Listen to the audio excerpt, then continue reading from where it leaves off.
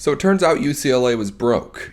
Does that change anything? Do we want to keep taking in broke schools? Could a school like Notre Dame be so broke that it would want in? There's a lot here to unpack. You are Locked On Big Ten, your daily podcast on the Big Ten Conference. Part of the Locked On Podcast Network. Your team every day.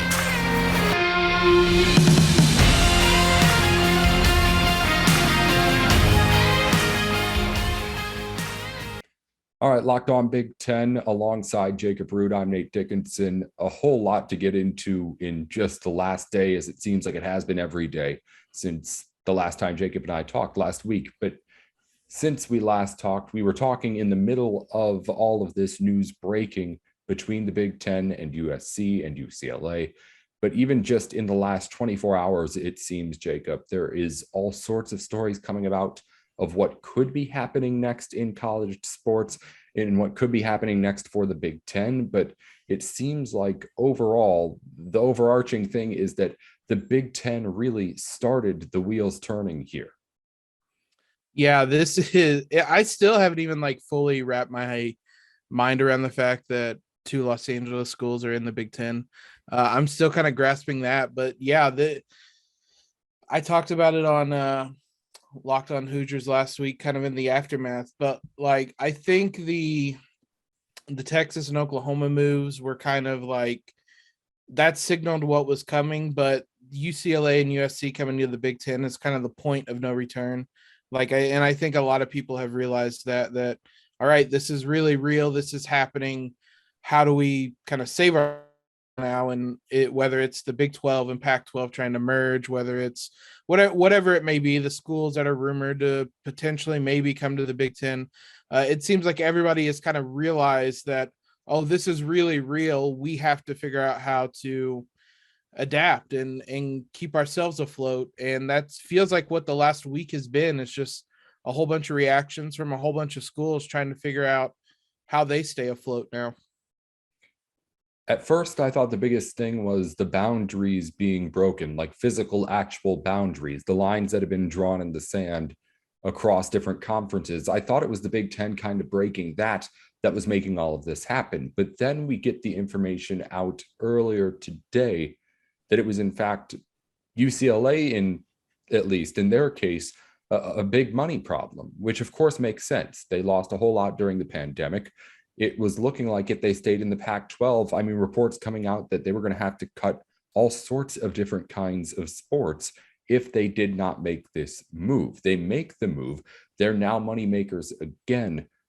But it seems like this could be a big underlying thing, which honestly, I don't know if it took this long for us to find out about UCLA. Can we know if that's what's driving things right now? If that's what's making things happen faster than it seems like they were, even when Oklahoma and Texas did their thing?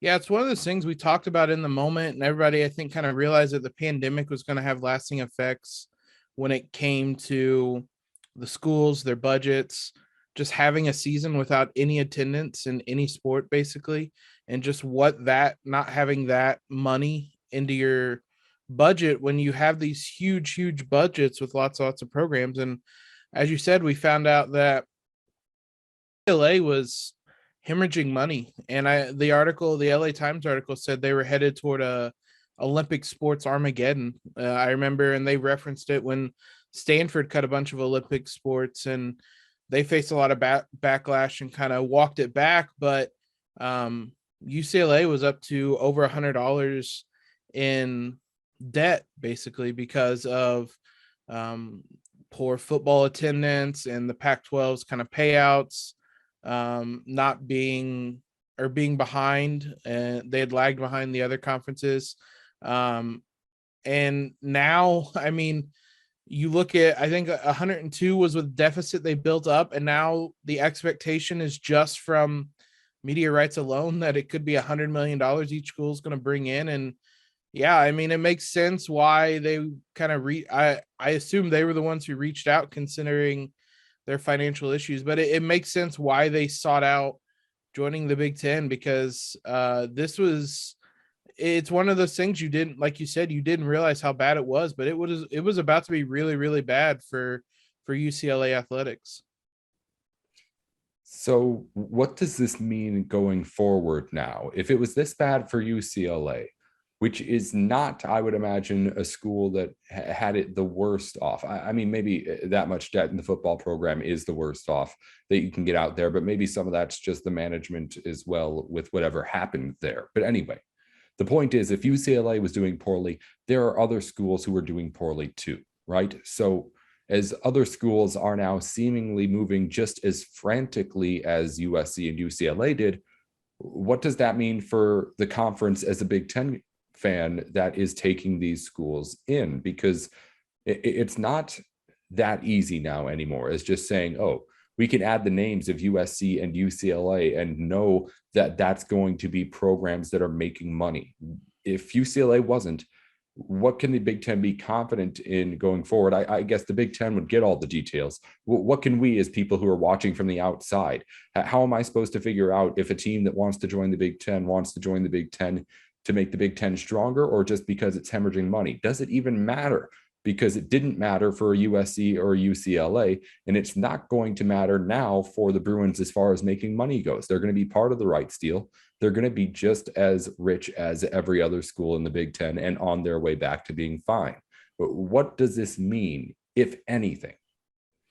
I do think that this was a sort of perfect blend of circumstances in which, I mean, the pandemic was going to impact finances, but it wasn't necessarily going to be long term. Like, things are returning somewhat back to normal. Like, it was kind of this 1 year gap when it came to not having as much money, but that adds up and that hurt. But I think between it being the market that it is, with it being Los Angeles, and just the instant influx of cash, because they're negotiating a media rights deal right now. And if UCLA and USC jump in when there's already a media rights deal, they're probably not getting an equal share of the pie right away. So the fact that there's a current discussion about a media rights deal, it changes the dynamic, because they're going to bring the LA market with them. Excuse me. So I think this specific scenario was a perfect storm of UCLA and USC being in need. Certainly, it seems like UCLA more than USC, but as you said, we don't know. Maybe USC was in a similar boat. Those two being in need and having that market, the Big Ten being in the spot it is in. What that means long term, or kind of looking at the other schools and people they could add, it's hard to tell, because the Big Ten's, I don't think, simply going to add schools just to add schools. And so it still has to be a certain, I don't want to say requirement, but I mean, they're not just going to go around and start picking up schools. So there are certain things that I'm sure they're still looking for. But if UCLA was hurting for money as badly as they were, then I would imagine there's a lot of programs that are like this and are hurting for money. Maybe not to the degree UCLA was, but I mean, everybody could use $100 million annually from just the media rights. I mean, it's wild to me that in this article it says they had $102.8 million deficit, and they're going to go from a deficit to a surplus in 1 to 2 years because of the money this conference is going to draw or bring in. So everybody wants that. It's going to be interesting to see if other schools reach out and what schools the Big Ten would be even interested in adding to the conference right now, because it seems like they're kind of in a position of strength where they can make the decision if they want to add schools. Maybe they wait until after the media rights deal is negotiated, so they don't have to give the equal split of the pie to all the schools. I don't know. There's a lot of ways this could fall out, but I mean, it to me, I think this specific example was more just a blend of circumstances that all lined up to lead to UCLA and USC joining. But I mean, it also feels like anything is possible if Los Angeles is Big Ten country now. Today's show is brought to you in part by Rock Auto. It's an online shop for all of the auto parts that you could ever need, and it's better than anywhere you could ever go to. Instead of heading to a dealership or a part shop, you can just go from the comfort of your own home to rockauto.com. There you'll be able to find any parts that you want while cutting out the middleman to make that price even smaller on your end. For example, right here, a Honda Odyssey fuel pump, $353 from the chain store, $216 at Rock Auto. That's the kind of savings you're going to be able to get on that big stuff, but it's not just the big stuff over there too. If you just want to get something as easy as changing the mats in the car, you can do that over at Rock Auto as well. They've got a system online to make sure you're getting exactly the part you need if you're a little unsure or not a huge car expert when you're making your repairs. Rock Auto can get you set up exactly the way you need for the lowest price. And again, without you having to go anywhere, everything delivered straight to your door. So the next time you need to make a repair, upgrade, or even just want to do something to make sure everything's in tip-top shape with your vehicle, head on over to Rock Auto. You can save a whole bunch of money without having to go through the stress. Well, I think the media rights deal signifies the end of the Big Ten expansion, at least for the immediate future, like this offseason, at least, right? Because the Big Ten wants to have whatever this new conference is, it wants that in full force at the negotiating table as to what it's pushing to all of these networks, because this is new. This is uncharted grounds now. Before, it was going to be an all-time contract for the conference. Now it's going to be an all-time contract for potentially the future of college sports. This is more than what it was a few weeks ago now. So I think that while that advantage you mentioned is right, not having to get that even slice of the pie is important, and maybe that's what happens next offseason then. But as far as like what's going on immediately, if that media rights deal gets done, I think that's the Big Ten saying, at least for this offseason, we're out of the game. Hands off the piece, we're good. And now, I do think that with this UCLA news, we have to reopen the door of a Notre Dame possibility. Yeah, because one, it's a different way to get in, really. I mean, before I was like, okay, Notre Dame would only really leave for the Big Ten if this deal becomes so monstrous that they really don't have a choice, right? I think that there's a really good chance that that could have happened, and then Notre Dame just switches like everything except for the football, make the ACC deal just a Big Ten deal, because that's nice and easy. Nobody cares about anything along those lines with the conferences. It's really only about the football, right? But with now this wrinkle that UCLA has thrown out there with its news, I think you have to ask yourself, is Notre Dame in a situation where, not that they could be losing out on money in the future, but they've already lost out on the money like many other schools already have. Now, at the same time, as someone who grew up close to the campus, I know Notre Dame likes being Notre Dame football. I think it's willing to lose a little bit of money.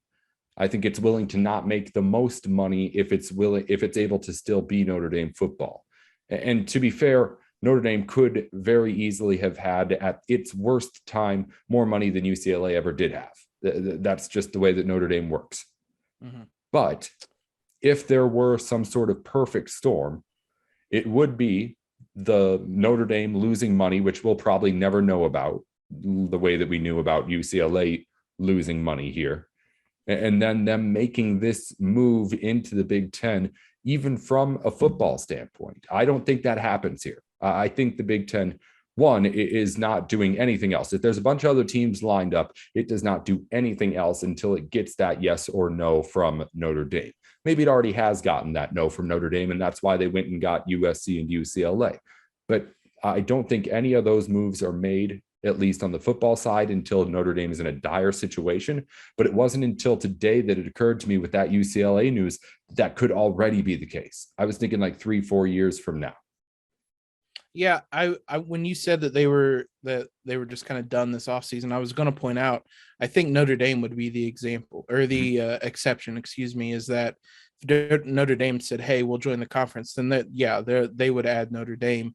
It's kind of been an open offer for, Lord, I don't know how many years at this point, that Notre Dame could join the conference. And I mean, in a lot of ways it makes sense, because I know for football, a lot of the holdups had to do with kind of rivalries, and you keep the USC rivalry now, you keep the Michigan one, but outside of that, I mean, yeah, they would add a lot to the table. It would only make the deal grow larger, but that's just kind of I don't know how much we're going to know about how much colleges are struggling financially, because we didn't know about UCLA struggling until well after the fact. So as you were kind of saying, it's a guessing game, but again, if UCLA was this bad off, like, other programs are going to be in the same boat, especially programs that are pretty reliant on football as a source of revenue, and didn't have those fans in there for much of the season and didn't have a lot of that revenue. In some ways that's Notre Dame, but as you were saying, they operate differently. So I would be a little surprised if they had anything close to the financial issues that UCLA had, but it's possible. But I think I think you're kind of, you nailed it, that we don't really know, and maybe there is some type of handshake agreement there with Notre Dame that was part of adding UCLA and USC. It's hard to really tell, but I feel, again, I think I've said this a couple times, just feels like anything's possible. If I had to lay money on it, I would think Notre Dame would be one of the next schools to join, whether it's this offseason, whether it's next offseason, whenever it is. It's made too much sense for a long time. And especially now that the Big Ten's about to have this enormous media rights deal that I'm not even sure what number you put on it at this point. It makes sense, but we'll see. I mean, it feels like there's different reports every hour and whatnot, but I think one of the last ones I saw was that Notre Dame wants to remain independent for now.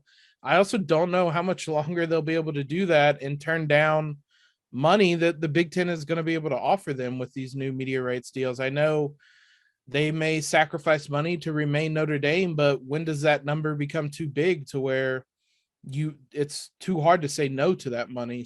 So it's such an interesting dynamic now, because it feels like everything's on the table. And forever, I just thought Notre Dame was just going to stay by itself up there in South Bend, right in the middle of Big Ten country. But now I would say to me, it seems like a matter of when, not if, they join the Big Ten.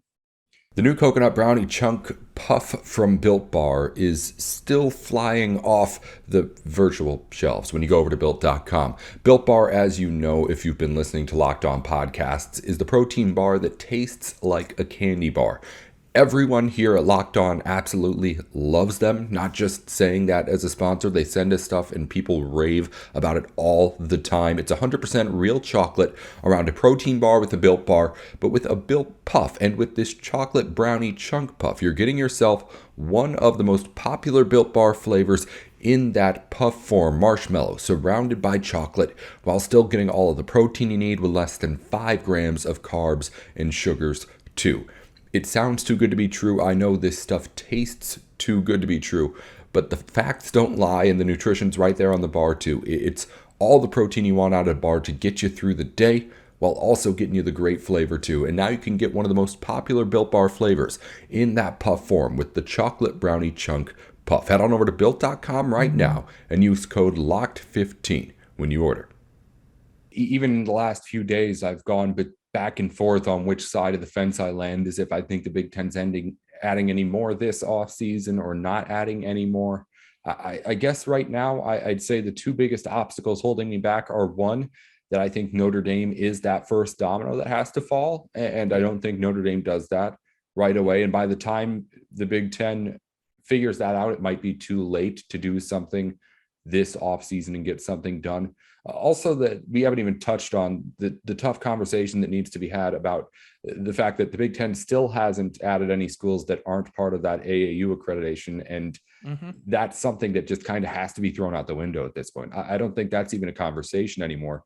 Maybe it's probably a conversation for another episode of Locked On Big Ten, but I don't think it's really a conversation anymore that needs to be thrown out the window at this point.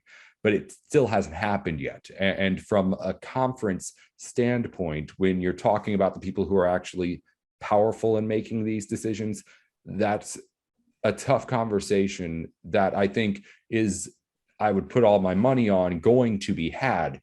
But that's the thing about the tough conversations that you have to have with these kind of people. They take a little bit longer, I think. And I think if those are the two things. Those are the only two things that are stopping me from being like, this team's going to be at 20 teams by the time we get to next football season. But that's, again, but it is, I think, two pretty big things in this particular case. Yeah, when I talked about last week about kind of what's next for the Big Ten, I talked about the AAU kind of that they've had. There are schools potentially from the Pac-12 that are the Arizona, I know, Oregon, Washington, I think Colorado were ones I remember offhand. I mean, Stanford, obviously, but I also said that at some point that won't matter anymore. And whether we're to that point now, like you said, maybe they've thrown it out the window. I mean, UCLA and USC are AAU schools, but yeah, I agree. At some point, that's not going to matter anymore, because again, the money is going to be too big. But still, there are still schools you could add that would be AAU schools. I don't know that it's something they've specifically mentioned recently as kind of a requirement still, but I mean, they're still operating as if it is one. So that'll be interesting to see at what point that is thrown out the window for what school and or maybe what market they kind of throw that one out the window for. Because eventually I agree that it's at some point they'll stop caring about it being AAU schools. There are ways for them to still add them now, but that's always been just kind of a convenient excuse at times, I thought, for them to not really look to add schools. But yeah, I feel like that excuse is just kind of being or that reason is kind of right there, just ready to be thrown away whenever the money is right at this point. Because I mean, that's what everything's going to come down to, is if the money's right, they're willing to do just about anything. And again, maybe that's make UCLA and USC Big Ten schools, or maybe that's getting rid of these AAU requirements. But at some point, though, that'll go, that requirement to be an AAU school. But I don't think it'll be just that easy as throwing it away, though. The Big Ten has been for a little while kind of the pride of the country as far as Power Five countries go, or Power Five conferences go, in caring about the academics for this exact reason. And it's not just the academics of it, it's also the donors and the way they get a lot of money to those schools. I mean, athletics obviously overpowers academic sponsorship and donations and things like that, but it's still a big part of what all of these institutions do on their campuses. I mean, Michigan cares about its academics greatly. Northwestern cares about its academics greatly. All these schools pride themselves on being good academic programs. So I do think there's just a pushback to be had there from whoever it may be, and it will be done over. It's not going to happen anymore, I don't think. But it's just a matter of like, how long does that take? Because I think that, again, the people who are in power are the ones who, at least in my mind, are going to have some of that pushback and have some of those decisions to make. So it'll happen, but I don't know if it'll be as easy as just like pushing things over that quickly. I don't know. I guess I'm maybe a little more cynical about it as well, because I don't disagree on like a school by school level. Those schools still care about academics. It's just hard to make that argument as a conference when you're going to be sending student athletes across the country for road games now, that you actually care about them as students and not as the athletes part. I'm a little more cynical about that, because I mean, there's a lot of logistical issues that still haven't really been worked out about how you do the Olympic sports and what those games are going to look like.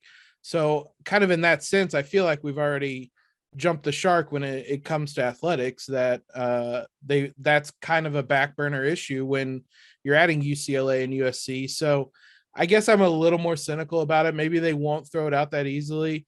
I don't disagree that it'll still matter to the schools themselves, but I don't know how much I just don't know how you can make the argument as the Big Ten that we care about academics when you're sending UCLA to play Rutgers and a women's soccer game on a Tuesday night or something.